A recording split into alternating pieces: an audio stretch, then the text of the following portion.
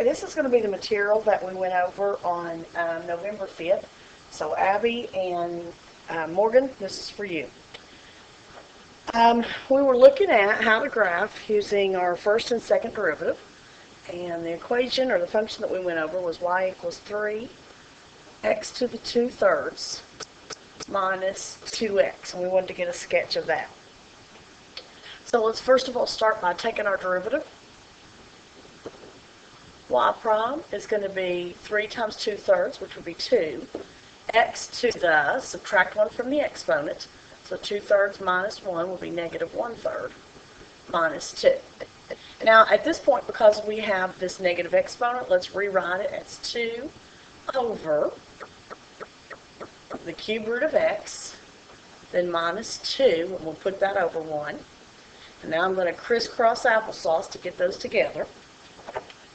So it's going to be 2 minus 2 cube root of x over cube root of x.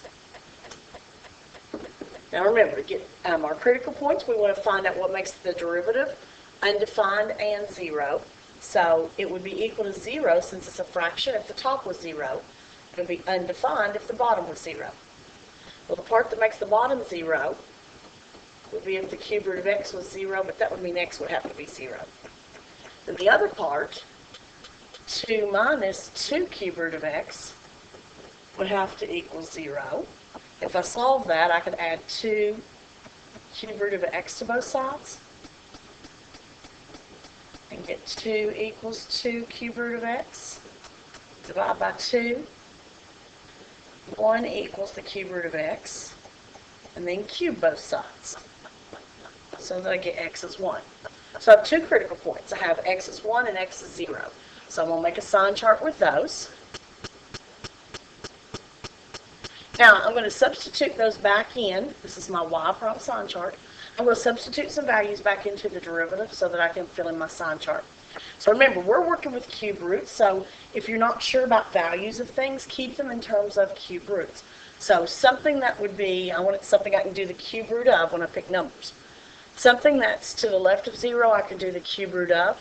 So if I put negative 1 in, if I put negative 1 into the top, I'm going to get 2 minus 2 cube root of negative 1. But the cube root of negative 1 is negative 1. 2 minus 2 times negative 1 would be 2 plus 2, so the top is positive. The cube root of negative 1 on the bottom would be negative, so I have a positive divided by negative, which would be negative. Now, something between 0 and 1, and remember, I'm working with cube roots, so let's try an eighth. All right, since I can do the cube root of an eighth, so that I have 2 minus 2 cube root of an eighth, but the cube root of an eighth would be a half. But 2 times a half would be 1. So the top's going to simplify to 1, that's positive. The cube root of 8 on the bottom, or an eighth on the bottom, would be a half. So I have a positive over a positive, so this becomes positive. And then the last thing, I pick something bigger than 1, so let's just use 8. So if I put 8 in, I get 2 minus 2 times the cube root of 8, but the cube root of 8 is 2. So that gives me 2 minus 4, which is negative 2. Over the cube root of 8 on the bottom is positive 2. And then a positive, or a negative divided by a positive would be negative. So my first derivative sign chart is negative, positive, negative. So now I can tell you about increasing and decreasing, and local maxes and mins. All right, so this thing would be increasing from 0 to 1, and decreasing from negative infinity to 0, and from 1 to infinity. Now, because my graph is going to decrease, increase, decrease, I have some local maxes and mins there also. So we have a local min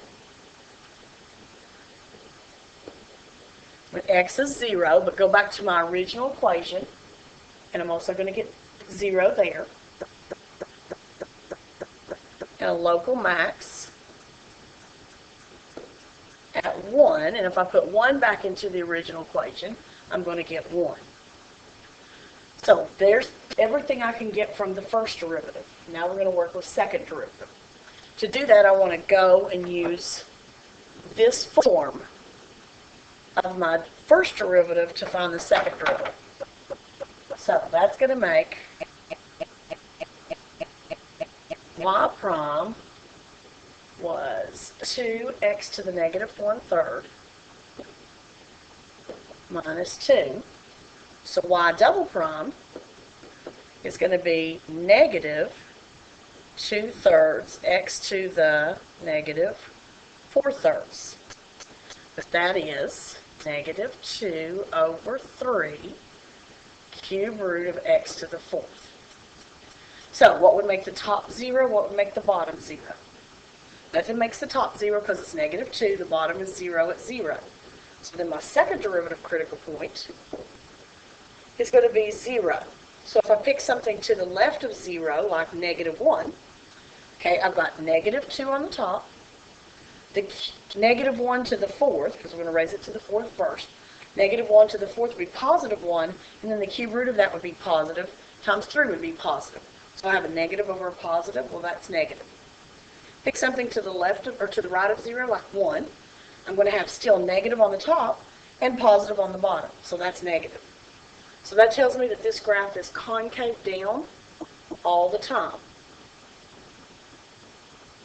All right, and since we never change concavity, we can't have a point of inflection.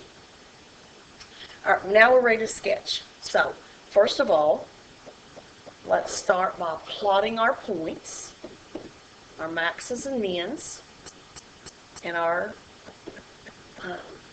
other points if we have any. Our max was at 1, 1, and our min was at 0, 0. So when I sketch the graph,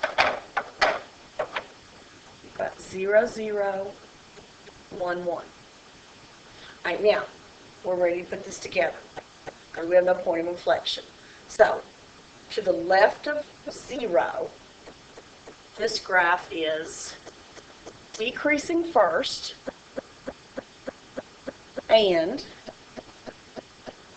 it's concave down. So we're going to be decreasing, concave down. Then at 0, we start increasing, because that was my local min, but notice that this graph stays concave down the entire time. So we're going to decrease, or increase, I'm sorry, and then be concave down. So it's going to look like that. And then the last thing we're going to do is we're going to decrease again, and we stay concave down. So that would be like that. So your graph is going to look something like that. Our next problem that we did was y equals x e to the x. And again, we'll start with our derivative. So this has got two things being multiplied together. We're going to do it as a uv.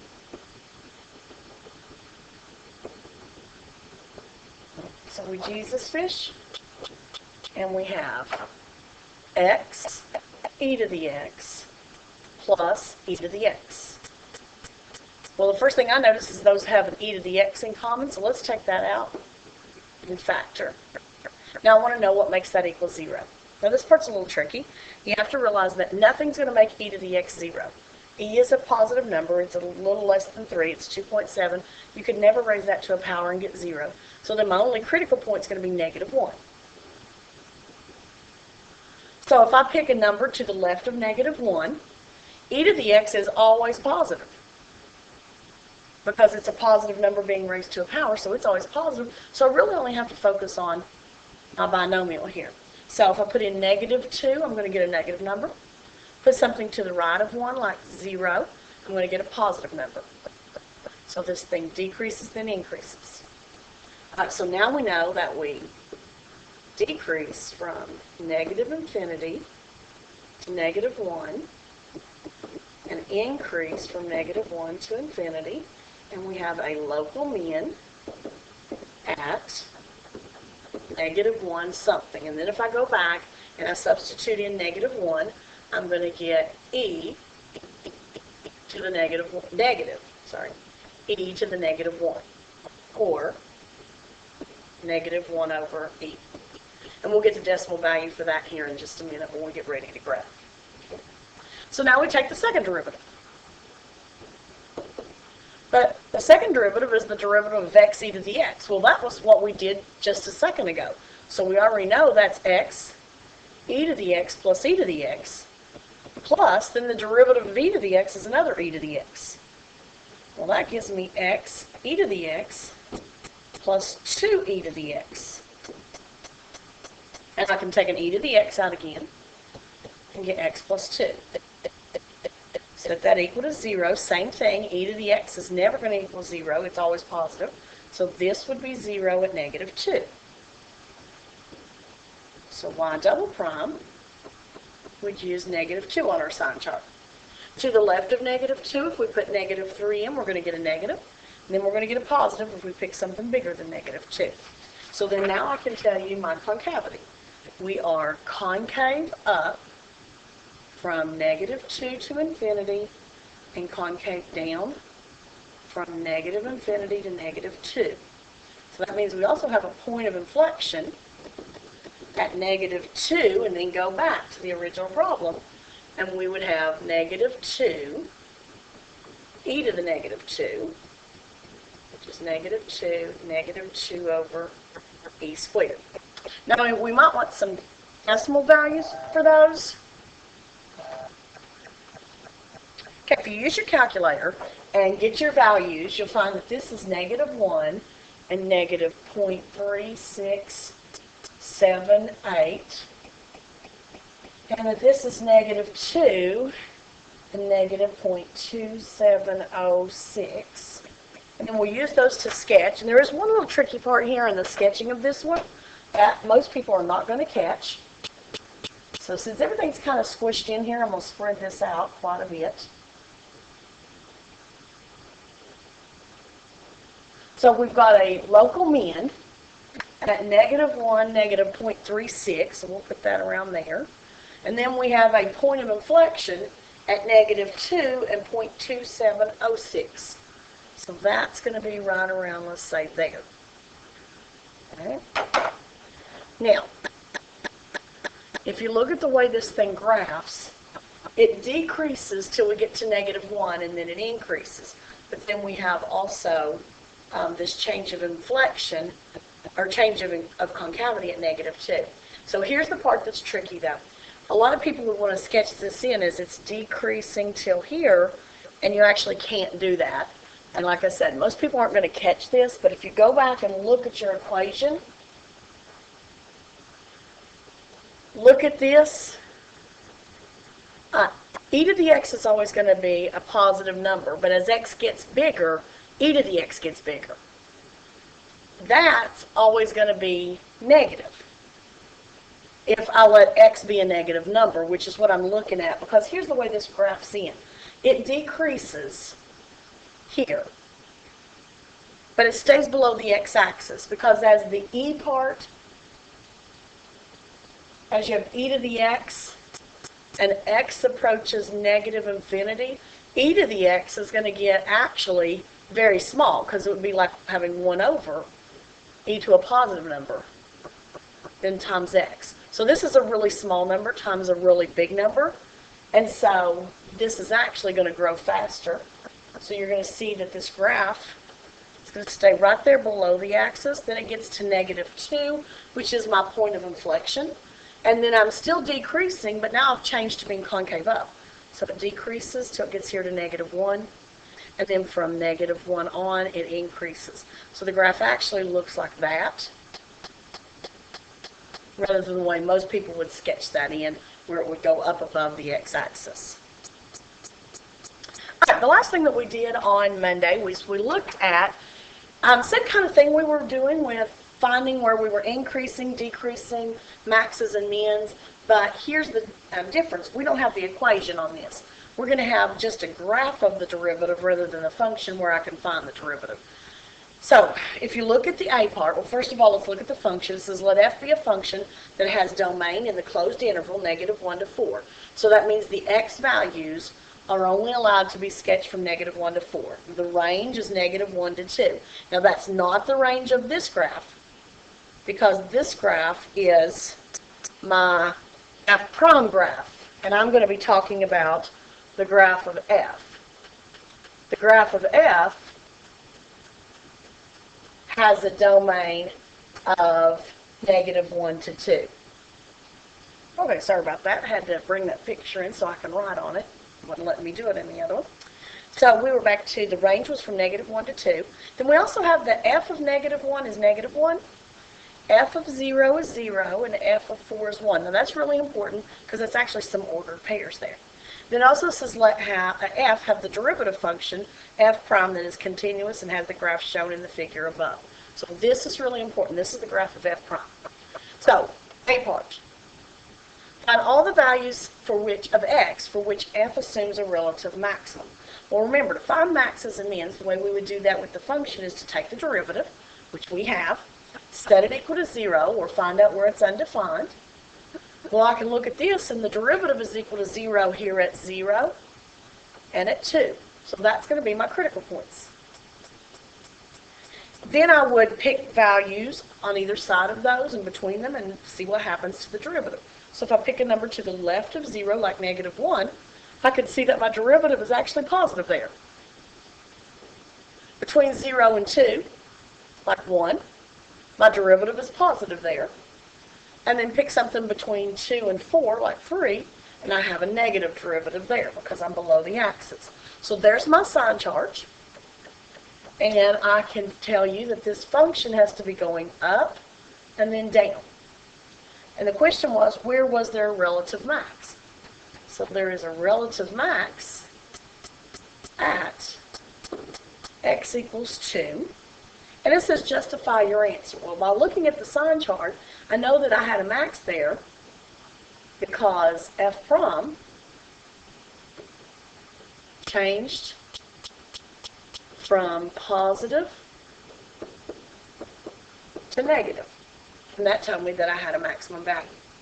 B part says to talk about the absolute max or minimum, which we have not discussed yet. So we kind of left that, and then we actually were able to come back and figure that out. So let's look at C part. C part says find the intervals for which f is concave down. To do concavity, we need the second derivative.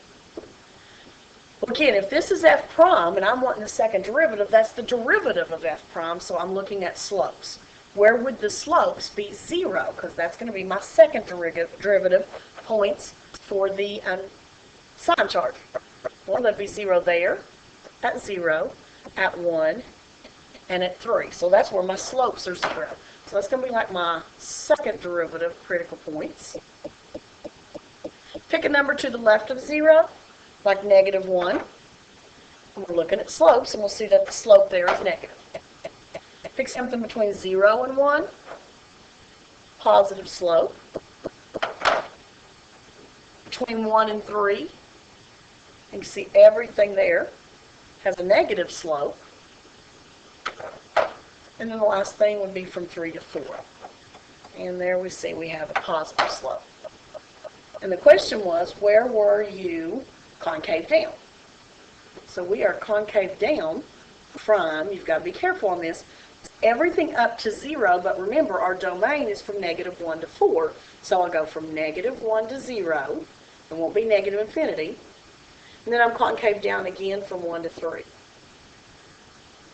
And then D part says that we are to find the values for which f has a point of inflection.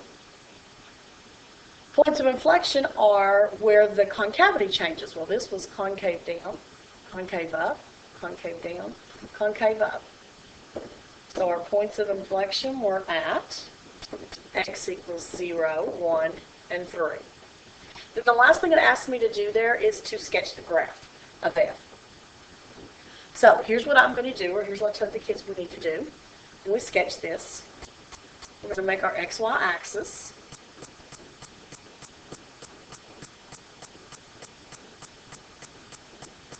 Okay.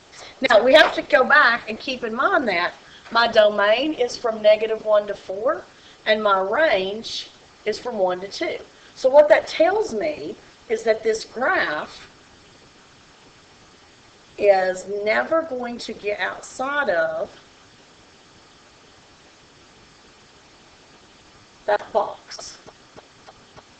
So the domain is from -1 to 4, and the range was from -1 to 2. So the entire graph stays inside of that box. So then the next thing I want to do is I want to plot the points that they gave me.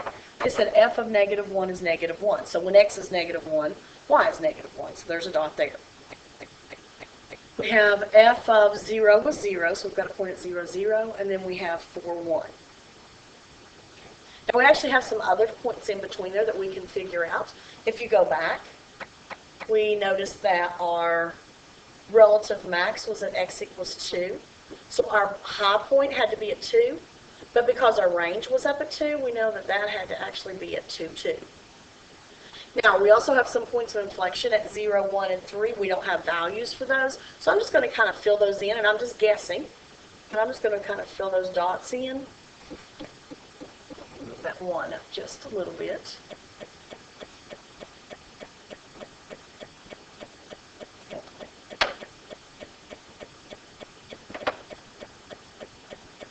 And then we'll sketch our graph. All right. So, looking at our picture now, from, get it all on here. Yeah. -1 to 0, we were increasing, and we were concave down. So from -1 to 0, we're increasing, concave down. From 0 to 1, we're increasing, but we've changed to concave up. From 1 to 2, we're still increasing, but we've switched back to concave down. From 2 to 3, we've started decreasing, but we're concave down still. And then from 3 to 4, we're still decreasing, but we switched to concave up. And that would be a possible sketch of that graph.